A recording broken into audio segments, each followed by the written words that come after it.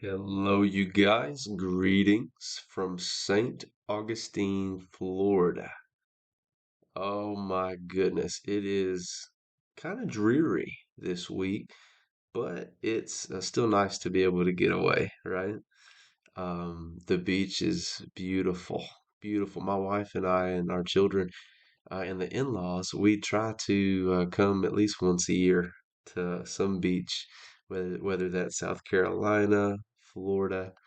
Um, we try to go to some beach, right, to see the ocean and to get in the ocean. So I haven't got in yet. We arrived 2 days ago, okay?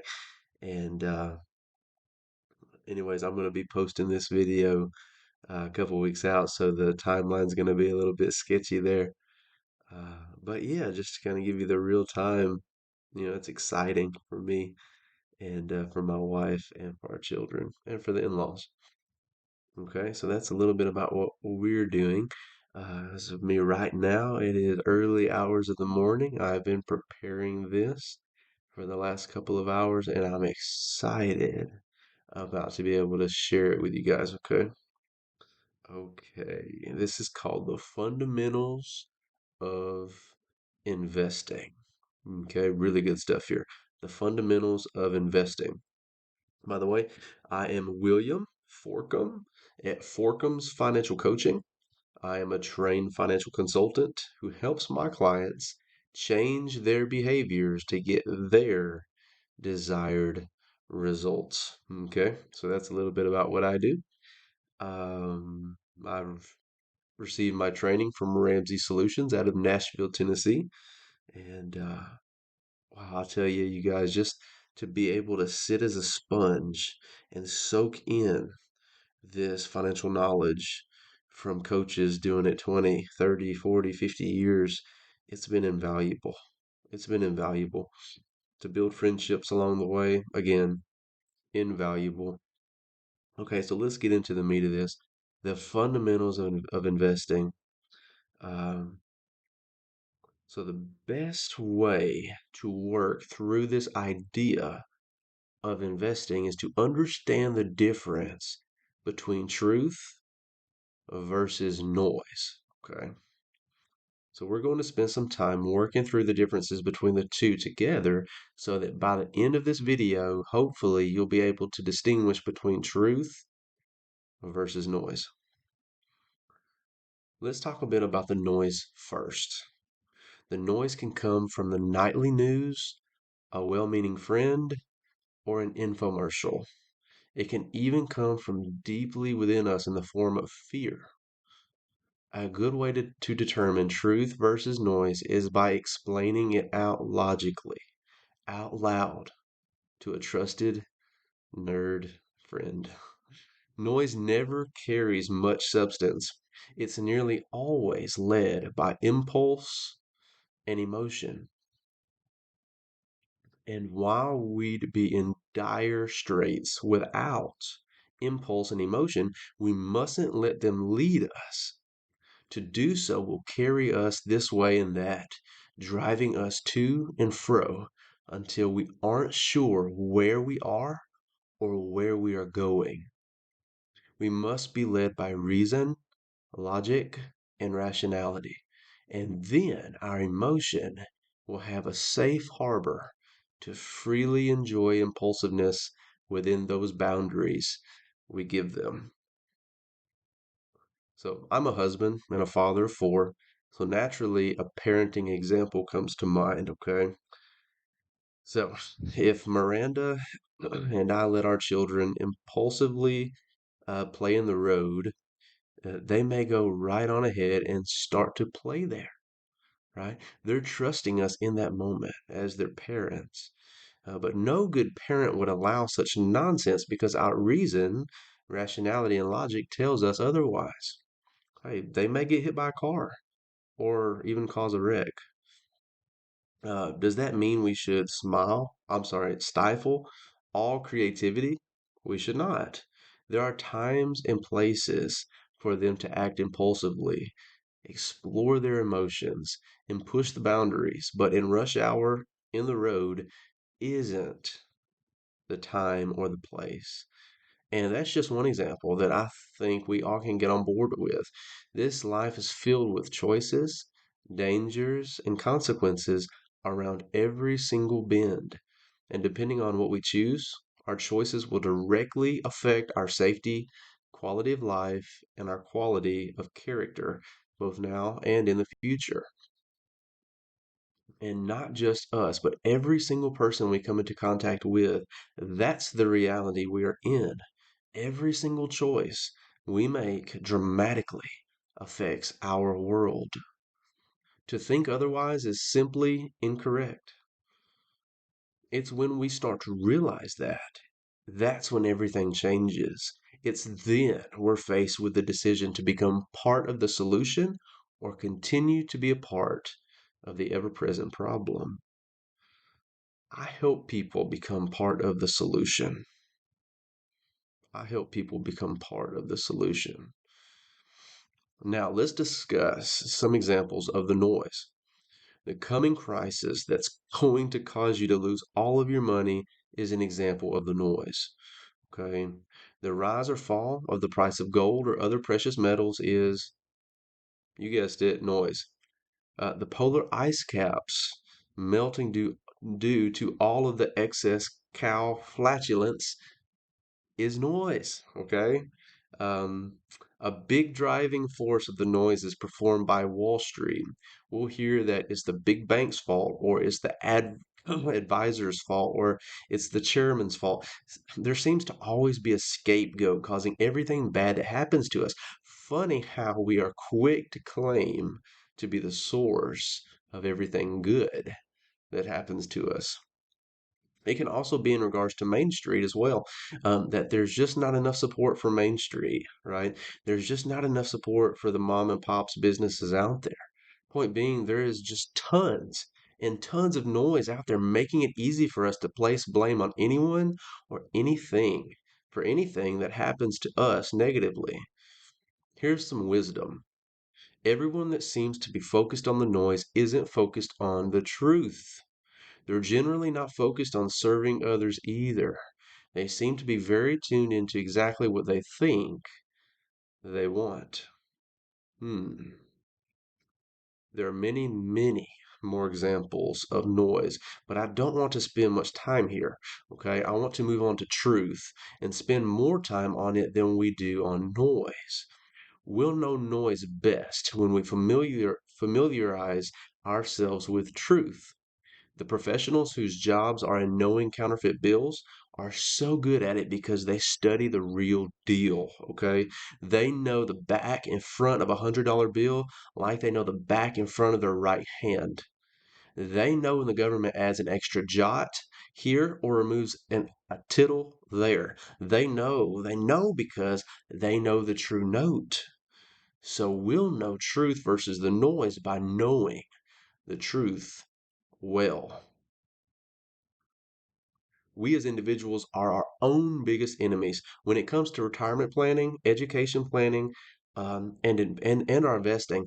We have the control over the decisions that we make. That is the truth. There's a tremendous amount of noise that we can focus in on, play the game, the blame game with, and listen to the hype. The reality is, folks, that we are our own biggest enemies, okay? Listen to these statistics on investment returns from the Dalbar study, okay? And all of you that are asking about what the Dalbar study is, I get it. Since 1994, Dalbar's quantitative analysis of investor behavior has measured the effects of investor decisions to buy, sell, and switch into and out of mutual funds over short and long-term time frames. Okay, so in layman's terms, that means it's the study of how effective people have been trying to time the market by buying stocks or mutual funds at a particular time, or by selling stocks or mutual funds at a particular time over multiple occasions throughout the years. When people try to time the market, right? Oh, now's the right time to buy. Oh, now's the right time to sell. Oh, I gotta get out. I gotta get out. I gotta get out. Or I gotta get in. I gotta get in. I gotta get in. Right? over these many, many, many years, and many times people are doing these things and thinking now is the right time to act, right? That's the Dalbar study. So the S&P 500 by itself over a 20-year period of time averages 8.21%. Okay. Let me read that again a little bit slower. I'm getting excited. The S&P 500 by itself over a 20-year period of time averages 8.21%. Okay. Pretty straightforward. The investors, you and I, invested in that same investment, and we only averaged just over 2%. Okay. It's the exact same investment with one big difference. That big difference, you guys, is behavior. Okay. It's behavior. The investment by itself doesn't have behavior. Okay. The number two is the number two. Okay. It's not a good two or bad two. It just is two, right? It goes up, it goes down. Uh, it just exists. The investor, you and I, we watch the news, okay? We read magazines, all right? And we listen to talk radio. We get scared, right? We get nervous, we get jumpy. We might be close to retirement, so we think we need to make some big changes to what we're doing. We get out of the market by selling our investments. We get into that 401k plan and we move it to the money market fund. And ultimately, we end up losing a substantial opportunity. Understanding the Dalbar study and knowing that we do have control over our own wealth building is huge, guys. It's huge. It's very important truth. Okay.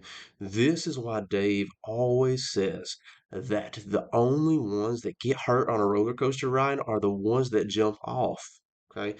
Investing can feel like a roller coaster ride, especially when we check it on the market daily on our phones and we're watching it and we're saying, oh, it's going up. Oh, no, it's going down. And we're on it and we're looking, right? The big secret that will make you richer is simply this: forget about it. Forget about it. Apply your focus to things you can control, right? Statistics show that we'll make money by forgetting about it. So forget about it. It's really that simple. Just forget about it. It's one of the only times negligence pays off, right? So, in regards to your mutual funds, be responsibly negligent and forget about it. Trust the process. When we forget about our funds over 20 years, we have a return of just over 8%. That's the reality. When we try to time the market, statistics show we are losing nearly 5%. Okay. And our sweet time by watching it and making all of those moves. Stop it. Stop it. Forget and focus your efforts on your biggest wealth building tool, which is your income. While you're at it, give your dog a bone. Go for a jog with your boy, dance with your girl, and take your wife out for date night. And have peace of mind there nuzzled quietly in the back of your head that your just over 8% interest return on investment will be awaiting you because of your intentional neglect. What a feeling, right? Here are three big variables. The three big variables: time, money, return. Let's talk about um, time. Time is a limited commodity, okay, you guys? And the sooner we start saving for our tomorrow, the sweeter our tomorrow will be. Whether you're 16 or 56, the sooner you get started, the better off you'll be. Retirement isn't an age, you guys, it's a number. So many people relate retirement with age. They plan on living off of Social Security and think they'll be enjoying their glory years. The truth is, Social Security isn't enough to live off of. Okay? I need you to hear that. Social Security is not enough to live off of. The sad, sad truth is, there are, and it breaks my heart when I think about it. It really crushes my spirit when I think about it, but I don't stay there. I let it motivate me. It's again another one of my whys. There are people retired right now that are living off of dog food and cat food, okay, because they can't afford real food, okay, because they didn't plan effectively. Don't be that. Learn from that and plan, okay? Plan.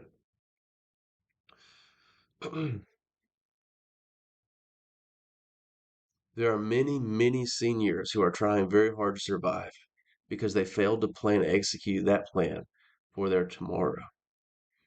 A good question to ask yourself is how much money will it take for me to retire comfortably? Answer it honestly and set your retirement money goal. Once you achieve that goal, you can retire. Again, retirement isn't an age, it's a number. Now, let's talk about the next variable, money. Most of us are working for an employer who matches up to at least 3% on our 401k retirement plan. That's a good place to start. If our employer isn't matching, we're still planning on retiring. I know I am. So it's extremely important to have a Roth IRA or something equivalent to accumulate wealth in retirement. A lot of folks are paying in 100 per month, hundreds per month, paying off debts they owe. Okay, mortgages, cars, clothes, electronics, and stuff. One of the ways I motivate my clients is by showing them with an investment calculator, which is, not something only I have or professionals have. You can Google investment calculator, come right up. You can do this on your own time, okay? What it would look like if they simply got out of debt as soon as possible and started investing that same dollar amount. And many of them quickly realize the very real possibility of becoming baby step millionaires. Okay. Now let's discuss return. You can control the opportunity to earn a return. If you choose to listen to the noise and keep up with the Joneses, chances are there will be little to no return for you. But when we turn a deaf ear to the noise, focus on things we can control and things that matter, okay? And present our bodies as a living and holy sacrifice unto God, the chances are great that we will have a good return on investment. So hurry up and start, right? Wherever you are, start.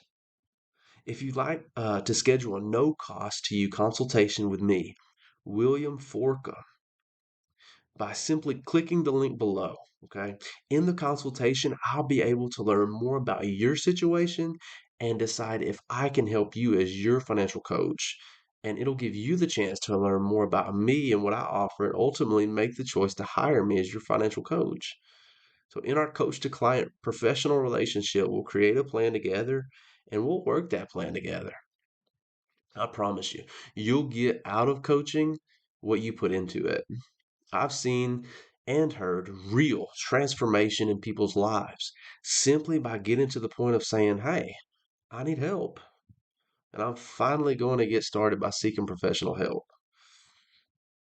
Winning at money is 80% behavior and 20% head knowledge, okay? What to do isn't the problem, doing it is, right? Most of us know what to do, but we just don't. That's where I come into play. I'm a trained financial coach that's received his training from Ramsey Solutions out of Nashville, Tennessee. I work with my clients, right, to help them change their behaviors to reach their desired results. The average non millionaire spends $280 a month on eating out. That's the average non millionaire, okay? The average cable bill in America is $150 a month. $3,000 to $5,000 on average is spent every year. That means nothing to us. In America today, there are over 330 million people. Only 15 million people are millionaires. That leaves 315 million people who are not millionaires, and 255 million live paycheck to paycheck. Total consumer debt in America is 12.73 trillion with a T dollars. The average income in America is 52,000 a year. Okay. The average consumer debt, 180,000 on mortgages.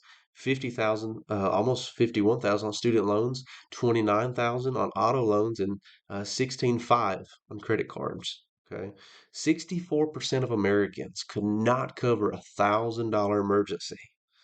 That's from the Federal Reserve, 2019. 78% of people live paycheck to paycheck. That's from Career Builder 2017. These numbers have gone up since then, okay? Uh, the average American household wastes 24% of their take-home pay on consumer debt. That's Financial Wellness 2016. 7 out of 10 couples do not budget consistently. You see the recurring theme here, right? Um, so be different.